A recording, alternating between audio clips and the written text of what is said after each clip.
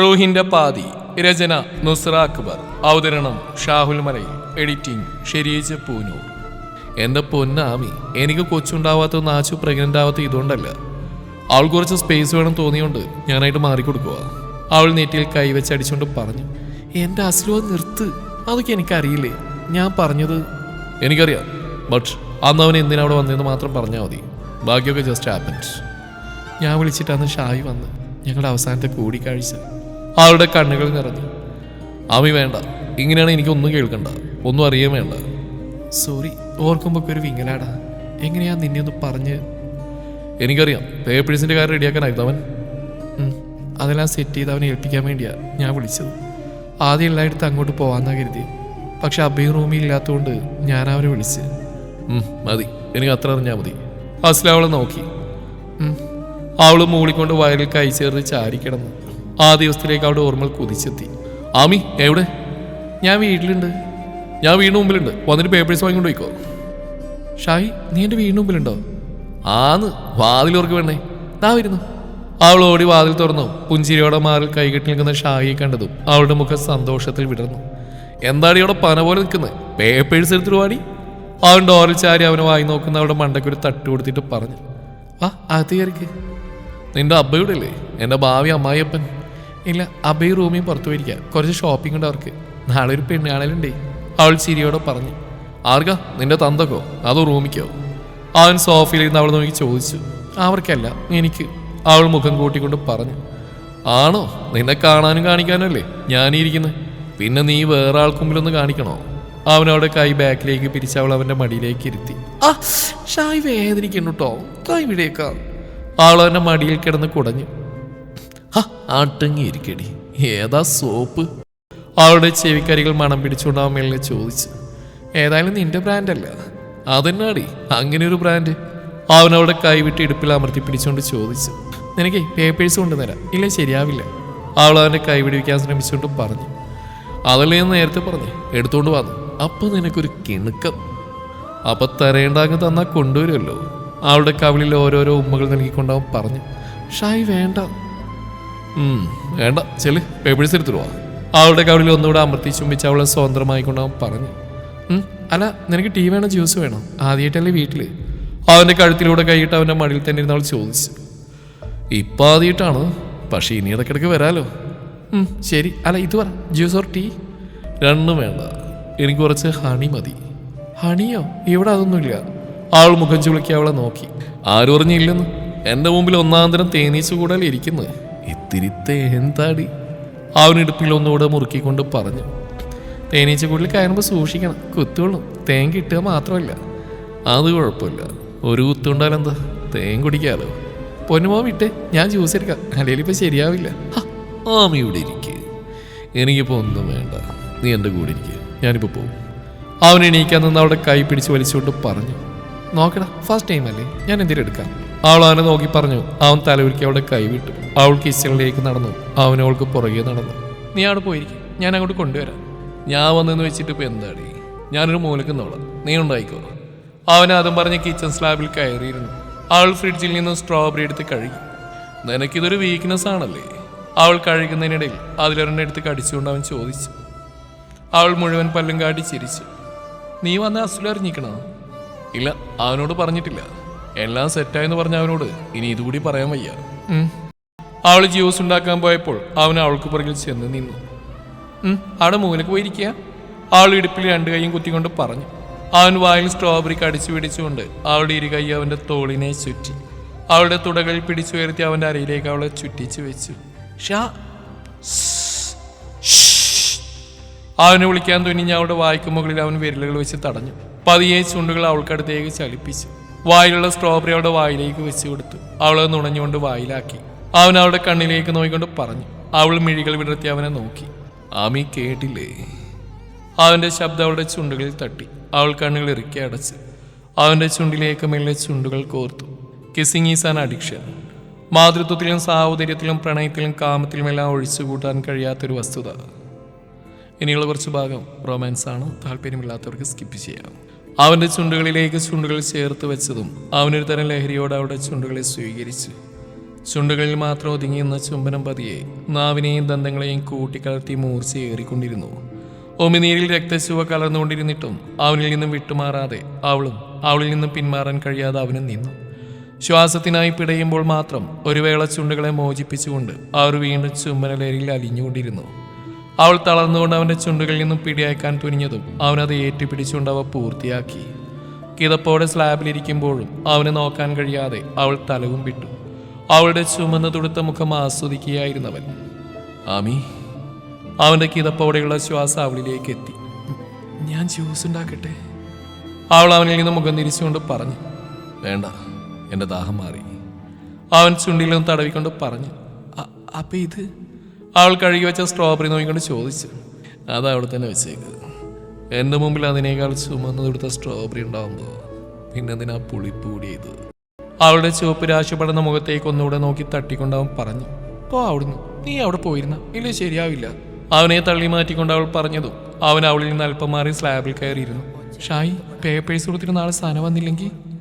അവൾ വരും, ഇല്ലേല് വരുത്തും, അവൻ ഗൗരവത്തോടെ പറഞ്ഞു. ഓ, ഇത്രയും സമയം പുഞ്ചിരിച്ച ആളുടെ മുഖം കണ്ടോ ഗൗരവത്തിലായത്?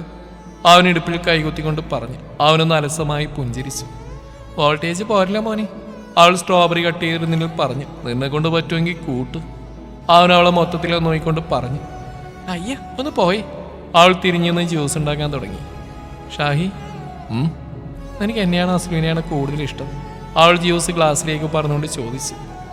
ആരെ പറയണം? അവൻ ഒറ്റപ്പിരിമരുത്തിക്കൊണ്ട് ചോദിച്ചു. നീ പറയേ. നിന്നെയാണെന്ന് പറഞ്ഞാൽ നീ പറയും. അസ്ലു കൂടെപ്പിറപ്പ് ബെസ്റ്റ് ഫ്രണ്ട്, അത് ഇത് അങ്ങനെ. ഇനി അവനെയാണ് പറയുന്നെങ്കിലോ നീ മുഖം കൂർപ്പിക്കും, പിണങ്ങും, അടി കൂടും. പൊന്നു മോളെ, ഞാനില്ലേ? അവൻ കൈകൾ കൂപ്പിക്കൊണ്ട് പറഞ്ഞു. നിനക്കെല്ലാം അറിയാല്ലേ? അവൾ വിളിച്ചുകൊണ്ട് ചോദിച്ചു. ഇല്ല, ഞാൻ വെറും ഉണ്ടാക്കനാ. അവൻ അവളുടെ കയ്യിൽ നിന്നും ജ്യൂസ് വാങ്ങി ഒറ്റവലി കുടിച്ചുകൊണ്ട് പറഞ്ഞു. അതെനിക്കറിയാലോ, നീ വെറും. അവൾ പൂർത്തിയാക്കും മുന്നേ അവൻ്റെ കൈകൾ അവളുടെ ഇടുപ്പിൽ അമർന്നിരുന്നു. പൂർത്തിയാകാൻ സാധിക്കാതെ അവൻ അവളെ നോക്കി. എന്താ എന്തെങ്കിലും പറയാൻ വന്നോ? അവൻ അവൻ്റെ മുഖം അവളോട് അടുപ്പിച്ചുകൊണ്ട് ചോദിച്ചു. അവളിൽ നിന്ന് തലവിലുക്കി. അല്ല, എന്തോ പറയാൻ വന്നു, പറയടി. അവൻ്റെ ശബ്ദമുയർന്നു. അവളൊരു ഭയത്തിൽ അവനെ നോക്കി. നീ പറയില്ല അല്ലേ? അവൻ അവളെ കയ്യിലെടുത്ത് പൊക്കിക്കൊണ്ട് ഹാളിലേക്ക് നടന്നു. ഷാഹി, ഞാൻ. അവൾ പേടിയോടെ നോക്കിക്കൊണ്ട് വിളിച്ചു. പേടിക്കണ്ട ഡോക്ടറെ. പേടിക്കണ്ട ഡോക്ടറെ, നിനക്കറിയാത്ത കുറച്ച് ബയോളജി ഞാൻ പഠിപ്പിച്ചു തരാം. അവൻ പറഞ്ഞത് അവൾ കണ്ണുകൾ തുറിച്ച് അവനെ നോക്കി. എനിക്കറിയാം, നീ പഠിപ്പിക്കണ്ട, വീട്. അവൻ്റെ കയ്യിൽ കിടന്ന് അവൾ കുതറി. അറിയാലേ, അപ്പൊ എനിക്ക് എളുപ്പമായി. അവൻ പുഞ്ചിരിയോടെ അവളെ എടുത്ത് കോണിപ്പടിൽ കയറി അവളുടെ റൂമിന്റെ ഡോർ കാലുകൊണ്ട് അടച്ചു. ഒരു കൈയിൽ അവളെ താങ്ങി നിർത്തി മറുകൈ കൊണ്ട് ലോക്ക് ചെയ്ത് അവളെ ബെഡിലേക്ക് ഇട്ടു. അവൾ ഇനി എന്ത് എന്ന ഭാവത്തിൽ അവനെ നോക്കി. നിന്നെ ഞാൻ കുറച്ച് പഠിപ്പിച്ചു തരാം, ഞാൻ ഉണ്ണാക്കനാണല്ലേ. കള്ള ഡോക്ടറെ. അവൻ ഷർട്ടിന്റെ ബട്ടൺ ഓരോന്നായി അഴിച്ചുകൊണ്ട് അവളെ നോക്കി. ഷർട്ട് അഴിച്ചുകൊണ്ട് അവളെ നോക്കി അവളുടെ അടുത്തേക്ക് നീങ്ങിക്കൊണ്ട് അവൾ അവളുടെ ചുണ്ടിന് നേരെ വന്നു. ഹെഡ് ബോർഡിലേക്ക് അവളെ ചായച്ച് കിടത്തിക്കൊണ്ട് അവളുടെ മുഖമാകെ അവൻ്റെ ചുണ്ടുകൾ ഓടി നടന്നു. പ്രതികരിക്കാൻ ബുദ്ധി അലമുറ കൂട്ടുന്നുണ്ടെങ്കിലും മനസ്സ് അവന് വഴങ്ങിക്കൊണ്ടിരുന്നു. അവളുടെ കഴുത്തിൽ മുഖം അമർത്തിക്കൊണ്ട് അവൻ കിടന്നതും അവളൊന്ന് പൊള്ളിപ്പിടഞ്ഞ് ബെഡ്ഷീറ്റിൽ മുറുകെ പിടിച്ചു. ചുംബനങ്ങളാൽ അവളെ തളർത്തിക്കൊണ്ട് അവൻ മുന്നേറി. കണ്ണുകൾ കൂമ്പി അടഞ്ഞു. അവൻ്റെ ഓരോ സ്പർശനവും അവൾ സ്വീകരിച്ചു. അവളുടെ കഴുത്തിൽ നിന്ന് താഴേക്കായി അവൻ നീങ്ങിയതും അവൾ കണ്ണുകൾ അമർത്തി തുടച്ചു. അവനൊരു പുഞ്ചിരിയോടെ അവളെ നോക്കി നിന്നു. അവനിൽ നിന്നും സ്പർശനമൊന്നും ഏൽക്കാതെ വന്നപ്പോൾ അവൾ കണ്ണുകൾ തുറന്ന് അവനെ നോക്കി. കുറെ പ്രതീക്ഷിച്ചു അല്ലേ? അവനവളുടെ ദേഹത്തുനിന്ന് മാറിക്കിടന്ന് ചിരിച്ചുകൊണ്ട് ചോദിച്ചു. പോടാ. അവൾ അവൻ്റെ പുറത്ത് തള്ളിക്കൊണ്ട് മുഖം തിരിച്ചു. ഇപ്പൊ മനസ്സിലായോ? ഈ ഉണ്ടാക്കണമെന്ന് വിചാരിച്ച നിന്നെ ഇതുപോലെ ഇവിടെ കിടത്താന്നും വേണമെങ്കിൽ വയറ്റിലൊന്നിനെ വളർത്തിയെടുക്കാമെന്നും. അവളുടെ പിൻകഴുത്തിൽ മുടിയിലേക്ക് മുഖം പൊഴുത്തിക്കൊണ്ട് അവൻ ചോദിച്ചു. അവളൊന്നും മിണ്ടിയില്ല. അവൻ നൽകുന്ന അനുഭൂതിയിൽ അങ്ങനെ കിടന്നു. അമ്മ, ഞാൻ ഇറങ്ങും, പേപ്പേഴ്സ് എവിടെ? അവൻ അവളിൽ നിന്ന് മാറി എണീറ്റ് ഷർട്ട് കയ്യിലെടുത്ത് ധരിക്കാനൊരുങ്ങി ചോദിച്ചു. പോകുവാണോ? അവൾ തിരിഞ്ഞവനെ നോക്കി. പിന്നല്ലാതെ, എനിക്ക് വേറെ പണിയുണ്ട്. അവളെ ഒന്ന് പുച്ഛിച്ചുണ്ടാവും പറഞ്ഞു. എന്ത് പണി? ചുമ്മാ വായി നോക്കി നടക്കുമല്ലേ? അതേടി, എന്ത് സുന്ദരി കൊച്ചുങ്ങളെ അറിയാം നിനക്ക്. നിന്നെ ഇഷ്ടമാണെന്ന് പറയുന്നതിന് മുന്നേ ഇതൊക്കെ എവിടെയാണെന്ന് തോന്നുന്നു. അവൻ ഷർട്ടിന്റെ ആദ്യ ബട്ടൺ ഇട്ടുകൊണ്ട് പറഞ്ഞു. ആഹാ, നിനക്ക് വായി നോക്കണല്ലേ, എന്നല്ലാതെ വേറെ ആളെ വേണല്ലേ? അവൾ ബെഡിൽ നിന്ന് എണീറ്റുകൊണ്ട് ചോദിച്ചു. കിട്ടിയാ കൊള്ളാം. അവനൊന്ന് തലകുലുക്കി ഭംഗിയുള്ള പുഞ്ചിരിയോടെ പറഞ്ഞു. അവൾ ദേഷ്യത്തിൽ അവനെ നോക്കി എണീറ്റ് നിൽക്കുന്ന അവന്റെ കയ്യിൽ പിടിച്ചു വലിച്ച് അവളുടെ ദേഹത്തേക്കിട്ട് അവന്റെ ചുണ്ടുകളിൽ അവളുടെ ചുണ്ടുകൾ അമർത്തി. അവന്റെ സമ്മതത്തിന് പോലും കാത്തു നിൽക്കാതെ അവന്റെ ഇരുചുണ്ടുകളും വായിലാക്കി നുണഞ്ഞുകൊണ്ടിരുന്നു. അവളുടെ ചുംബനങ്ങളുടെ ചൂട് അവനിലേക്കും പടർന്നു തുടങ്ങി. അവളായി തുടങ്ങി വെച്ച് അവനെ ഏറ്റുപിടിച്ചു. ചുണ്ടുകൾ മാറി മാറി നുകർന്നുകൊണ്ട് അവൾ അവന്റെ ഷർട്ട് അവന്റെ ശരീരത്തിൽ നിന്ന് നീക്കി. അവന്റെ കൈകൾ അനുസരണയില്ലാതെ അവളുടെ ശരീരത്തിൽ ഓടി നടന്നു. അവനിൽ നിന്ന് മുഖം മാറ്റി അവൾ പ്രണയത്തോടെ അവന്റെ കണ്ണുകളിലേക്ക് നോക്കി. ആ നോട്ടം മനസ്സിലായ പോലെ അവനൊന്ന് പുഞ്ചിരിച്ചു. കണ്ണുകളിലും ചുണ്ടിലും ആരെയും വശീകരിക്കാൻ കഴിവുള്ള പുഞ്ചിരി. Let's be one. അവന്റെ കണ്ണിലേക്ക് നോക്കി അവൾ ചോദിച്ചു. നോ, അതിനൊക്കെ അതിൻ്റെതായ സമയമുണ്ടാമി. എൻ്റെ കൈ കൊണ്ടൊരു മഹറി കഴുത്തിൽ ഞാൻ കിട്ടും. അപ്പോൾ അവൻ അവളുടെ നെറ്റിയിൽ ചുംബിച്ചുകൊണ്ട് പറഞ്ഞു. അവളുടെ മുഖം മാറുന്ന കണ്ണുകൾ നിറയുന്ന അവൻ ശ്രദ്ധിച്ചു. അവന്റെ ചുണ്ടിൽ ഒരു ഇളം പുഞ്ചിരി തത്തിക്കളിച്ചു. ആ പുഞ്ചിരിയോടെ തന്നെ അവൻ അവളിലേക്ക് അമർന്നു. അവന്റെ പ്രവൃത്തിയിൽ അവളുടെ ചുണ്ടുകളിലും പുഞ്ചിരി വിടർന്നു. അവളുടെ കഴുത്തിലും ശരീരത്തിലുടനീളം അവന്റെ ചുണ്ടുകൾ ഓടി നടന്നു. ചുംബനങ്ങളുടെ ചൂടിൽ വസ്ത്രങ്ങൾ മറിനീക്കി മാറി നിന്നു. അവളുടെ വയറിലേക്ക് അവൻ മുഖം അമർത്തിക്കൊണ്ടൊന്ന് ചുംബിച്ചു. അവളുടെ മാറിടങ്ങളിലായി അവന്റെ കൈകൾ കുസൃതി കാണിച്ചു. അവന്റെ തലമുടിയിൽ കോർത്തു വലിച്ചവൾ കണ്ണടച്ചു പിടിച്ചു. ഓരോ അണികളും അവന്റെ ചുംബനം ഏറ്റുവാങ്ങി അവളിലെ പെണ്ണിനെ അവൻ ഉണർത്തി കഴിഞ്ഞിരുന്നു. ആമി, ആർദ്രമായ അവന്റെ ശബ്ദം കേട്ട് അവൾ കണ്ണു തുറന്നു. Let me take it. അവളുടെ ശരീരത്തിലേക്ക് നോക്കിക്കൊണ്ട് അവൻ ചോദിച്ചു. അവളൊരു പുഞ്ചിരിയോടെ അവനെ അവളുടെ ശരീരത്തിലേക്ക് ചേർത്ത് പിടിച്ചു. നാളെ ഒരു തെറ്റായി തോന്നുന്നു. അവളുടെ മാറിടങ്ങൾക്കിടയിൽ നിന്നും തലയുയർത്തി കണ്ടവൻ ചോദിച്ചു. ഇന്നും ഇന്നലെയും നാളെയുമെല്ലാം ഞാൻ നിന്റെ ഷാഹി. ആമി ഇന്നും ഷാഹിക്കുള്ളതാ. Only yours. അവൻ പുഞ്ചിരിയോടെ അവളെ വരിഞ്ഞു മുറുക്കിക്കൊണ്ട് അവളെ ചുംബിച്ചു. അവളുടെ ശീലക്കാര ശബ്ദം ആ റൂമിൽ തട്ടിത്തെറിച്ചു. ഇരു മനസ്സുകളും ഒരേ താളത്തിൽ ലയിച്ചുകൊണ്ട് അവളിലേക്ക് അവൻ ആഴ്ന്നിറങ്ങി. കണ്ണുകളിൽ നിന്ന് ഒഴുകിയിറങ്ങുന്ന ചുടിനീരിനെ അവൻ ചുണ്ടുകളാൽ ഒപ്പിയെടുത്തു. അവന്റെ പുറമേനിൽ ആഴ്ന്നിറങ്ങിയ അവളുടെ നഖങ്ങൾ ചിത്രപ്പണികൾ കാണിച്ചുകൊണ്ടിരുന്നു. എല്ലാ സ്നേഹവും വാത്സല്യവും കാമവും ഒത്തിണക്കിക്കൊണ്ടവൻ അവളിലേക്ക് പെയ്തുകൊണ്ടിരുന്നു. നെറ്റിത്തടങ്ങൾ വിയർപ്പിനാൽ കുളിച്ചു. കിതപ്പ് കൂടിക്കൊണ്ടിരുന്നു. അവളിലേക്കുള്ള ഓരോ ചലനവും അവൻ വേഗത്തിലാക്കിക്കൊണ്ടിരുന്നു. അവന്റെ ശരീരത്തിൽ അമർന്ന കൈകൾ പതിയെ അയഞ്ഞുകൊണ്ടുവന്നു. ഒരു തളർച്ചയോടെ പ്രണയത്തെ വികാരത്തിന്റെ കൊടുമുടിയിൽ ഇറക്കിക്കൊണ്ടവൻ അവളിലേക്ക് ചെരിഞ്ഞ് തളർന്നവളുടെ മാറിൽ കിടന്നു. അവളുടെ കൈകൾ അവനെയും ചേർത്ത് പിടിച്ചിരുന്നു. മണിക്കൂറുകൾ ആ ചൂടിൽ അവർ കിടന്നു. ആമി, വേദനിച്ചതോ? ചെറുതായിട്ട്. അവളൊന്ന് നാണത്തിൽ പുഞ്ചിരിച്ചു. ഇന്നെല്ലാം കൊണ്ടും നീ എൻ്റെ മാത്രമാണ്, എൻ്റെ ഇത് മാത്രം. അവൻ അവന്റെ നെഞ്ചിലേക്ക് ചേർത്ത് കിടത്തിക്കൊണ്ട് പറഞ്ഞു. അവളും പതുങ്ങി അവന്റെ കരവലയത്തിൽ കിടന്നു. പോണ്ടേ? അവൾ തലയുയർത്തി അവനെ നോക്കി. പോണോ? അവൻ വശ്യതയോടെ അവളെ നോക്കി. വേണ്ട. അവൻ ഇറുകിയപ്പെടുന്നതുകൊണ്ട് അവൾ പറഞ്ഞു. അയ്യടി വീട്, നിന്റെ തന്തപ്പിടി എപ്പോൾ എഴുന്നള്ളാവും. എണീക്ക്. അവൻ പിടിച്ചു മാറ്റിയിട്ട് അവൾ മാറാതെ അവനെ പിടിച്ച് കിടന്നു. ആമി, സമയത്തിനായി വീട്. പിന്നെ വരാൻ ഞാൻ. പിന്നെ നീയല്ലേ ഇപ്പോഴേ ഞാൻ പിടിച്ചു വെച്ചിട്ടില്ല. നീ. അവൾ അവന്റെ നെഞ്ചിലെ രോമത്തിൽ പിടിച്ചു വലിച്ചു. നീ വിടാൻ. അവൾ കുറുമ്പോടെ അവനിൽ നിന്ന് മാറിക്കിടന്നു. അവനൊരു പുഞ്ചിരിയോടെ അവളുടെ ഇടുപ്പിൽ കൈകോർത്ത് പിടിച്ചു. പിന്നെ വരാമി, ഇപ്പൊ പോയേ പറ്റൂ. പെണങ്ങല്ലേടി. അവളുടെ കാതിൽ കാറ്റുപോലെ അവൻ പറഞ്ഞതും അവൾ പുഞ്ചിരിയോടെ തലകുലുക്കി. എറിഞ്ഞു വീഴ്ത്തപ്പെട്ട ഓരോന്നെടുത്ത് ധരിക്കുമ്പോഴും അവനെ നോക്കാൻ കഴിയാതെ അവൾ തലവും വിട്ടു. ആമി. കയ്യിൽ കിടന്ന വെള്ളിയിൽ സ്വർണ്ണക്കൊത്തുകൊണ്ട് ഇമ്രാൻ എന്നെഴുതിയ റിങ് ഊരിക്കൊണ്ട് അവനവളുടെ നടുവിലേക്ക് ഇട്ടു. ഇപ്പൊ ഞാൻ സ്വന്തമാക്കിയതിന് എൻ്റെ പെണ്ണെന്ന് എല്ലാവരോടും ഉറക്കി വിളിച്ചു പറയാൻ ഇത് നിന്റെ കൈ കിടക്കട്ടെ. എൻ്റെ മഹറെന്ന് നിനക്ക് പറയാം. കണ്ണിറുക്കിക്കൊണ്ട് അവൻ എണീറ്റു. അവളും പുഞ്ചിരിയോടെ അവൻ പിന്നാലെ വന്ന് പേപ്പേഴ്സ് എടുത്ത് കൊടുത്തു. അവർ താഴേക്ക് ഇറങ്ങി. എന്നാലും ഇറങ്ങട്ടെ. അവളൊരു തെളിച്ചമില്ലാത്ത പുഞ്ചിരി അവന് നൽകി. തെറ്റായെന്ന് തോന്നുന്നുണ്ടോ? അവളുടെ കവിളിൽ കൈയമർത്തി അവൻ ചോദിച്ചു.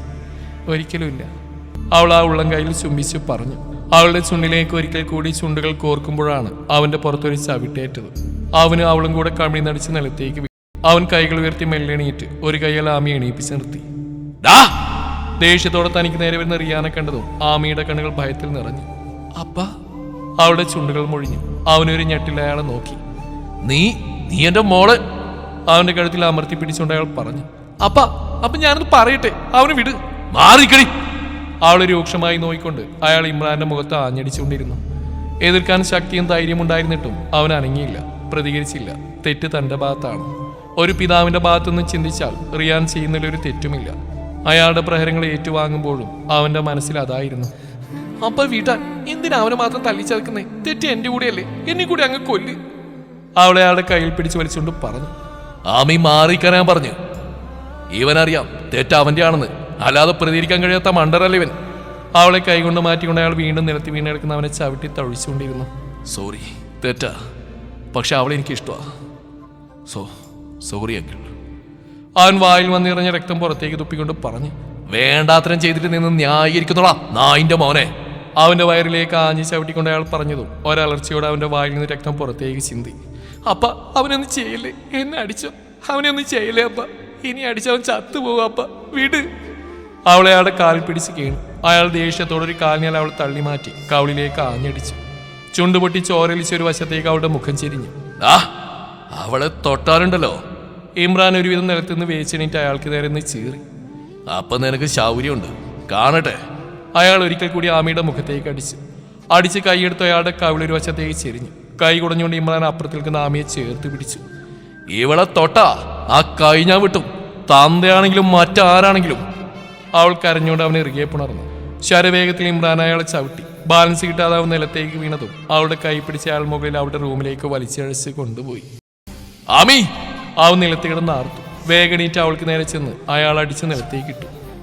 ആമി, ഈ പേപ്പേഴ്സ് ഒരു കാരണവശാലും നിന്റെ അടുത്ത് മിസ്സാവരുത്, കേട്ടല്ലോ. അസ്ലുവിനെ ഏൽപ്പിക്കണം, അല്ലെങ്കിൽ ശിവേ. എല്ലാം ഭംഗിയെ നടക്കണം. അവളുടെ കവിളിൽ തലോടി അവൻ പറഞ്ഞു. ഷാഹി, അപ്പൊ നീ? അവൾ പേടിയോടെ അവനെ നോക്കി. അവനൊന്ന് പുഞ്ചിരിച്ചു, നിസ്സഹായായ പുഞ്ചിരി. അതോടൊപ്പം റിയാൻ വന്ന് അവനെ കോണിപ്പടിയിൽ നിന്ന് താഴേക്ക് തള്ളിയിട്ടു. തലയടിച്ചവൻ നിലത്ത് വീണു. നിലത്താകെ അവന്റെ രക്തം പടർന്നു. ഷാഹി എന്ന് വിളിച്ച് അവൾ അലമുറയിട്ടു. അവന്റെ അടുത്തേക്ക് ഓടാൻ നിന്നും പിടിച്ചു വലിച്ച് അയാൾ അവളെ റൂമിൽ പൂട്ടി. അപ്പോഴേക്കും പുറത്തെ ഗാർഡനിലെ ആളുകൾ വന്ന് അവനെ പുറത്തേക്ക് ഇഴച്ചുകൊണ്ടുപോയി. അപ്പോഴേക്കും അവന്റെ കണ്ണുകൾ അടഞ്ഞു കഴിഞ്ഞിരുന്നു. നെഞ്ചിൻ കൂടി നോക്കിയുള്ള റിയാന്റെ ചവിട്ടിൽ അവനൊന്ന് ഞെരുങ്ങി. ജീവനുണ്ടോ എന്ന് പോലും അറിയാതെ അവൻ കിടന്നു. സർ, ഇയാളാ നിങ്ങുന്നില്ല, ജോലിക്കാരിൽ ഒരാൾ പറഞ്ഞു. റിയാൻ അവന്റെ അടുത്തേക്ക് കുമ്പിട്ടു. ഇമ്രാൻ? അയാൾ പരിഭ്രമത്തോടെ അവന്റെ കവിളിൽ തട്ടി. അവനൊന്ന് ഞെരുങ്ങി. വേഗം ഹോസ്പിറ്റലിലേക്ക് എത്തിക്കവനെ, വേഗം. അയാൾ അവനെ എടുത്ത് തന്റെ വണ്ടിയിലേക്ക് വെച്ച് ഡ്രൈവറോട് പറഞ്ഞു. ഉടനെ ജോലിക്കാരിൽ ഒരാൾ നമ്പറിൽ നിന്ന് ചെവി വിളിച്ച് കാര്യം അറിയിച്ചു. ഷായി!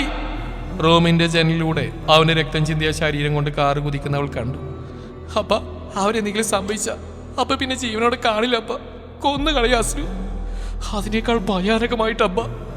അവൾ വാശിയോടുകൂടി അയാളെ നോക്കി ജനലിലൂടെ വിളിച്ചു പറഞ്ഞു. അയാളുടെ മുഖത്തും ചെറിയൊരു പരിഭ്രമം ഉടലെടുത്തു. അസ്ലുവിന്റെ സഡൻ ബ്രേക്കിൽ അവളൊന്ന് മുന്നോട്ടാഞ്ഞു. ഓർമ്മകളിൽ നിന്നും ഞെട്ടിയുണർന്നു. എന്താ അമ്മി, എന്തിനാ നീ കരയുന്നത്? അസ്ലുവിന്റെ ചോദ്യം കേട്ട് അവളൊന്ന് കവിളിൽ കവിച്ചു. ശരിയാണ്, താൻ കരയുകയായിരുന്നു. അവൾ കണ്ണുകൾ അമൃത്തി തുടച്ച് അവനെ നോക്കി പുഞ്ചിരിച്ചെന്ന് വരുത്തി. അവന്റെ ശാസനയോടെയുള്ള നോട്ടം വന്നു. അവൾ ചെവിയിൽ പിടിച്ച് സോറി പറഞ്ഞു. അവൻ ചിരിച്ചുകൊണ്ട് വണ്ടി മുന്നോട്ടെടുത്തു. നടുവിരൽ അവൻ അണിയിച്ച ആ സിൽവർ റിങ്ങിലെ ഗോൾഡൻ ലെറ്റേഴ്സ് അപ്പോഴും തിളങ്ങിക്കൊണ്ടിരുന്നു. അതിലൊന്ന് തടവിക്കൊണ്ട് അവൾ തന്റെ വയറിൽ കൈ ചേർത്തു. ആരൊക്കെയോ തനിക്ക് സ്വന്തമായിട്ടുണ്ടെന്ന് സ്വയം വിശ്വസിപ്പിക്കാൻ വേണ്ടി. അസ്ലു, അവൾ അവനെ നോക്കി. എന്താടി? എനിക്കൊന്ന് അബ്ബയെ കാണണം. എന്തിന്? അവന്റെ മുഖം ദേഷ്യത്തിൽ വലിഞ്ഞു. എന്നെ കൊണ്ടുപോ, കാണണം. അവൾ വയറിൽ ഒന്നുകൂടെ കൈയമർത്തിക്കൊണ്ട് പറഞ്ഞു. അവനൊന്ന് അവളെ നോക്കിക്കൊണ്ട് വണ്ടി റിവേഴ്സ് എടുത്തു. മാലിക് എംബറിന്റെ കവാടത്തിലേക്ക്. തുടരും ഈ കഥയുടെ ബാക്കി ഭാഗം നാളെ ഇതേ സമയം.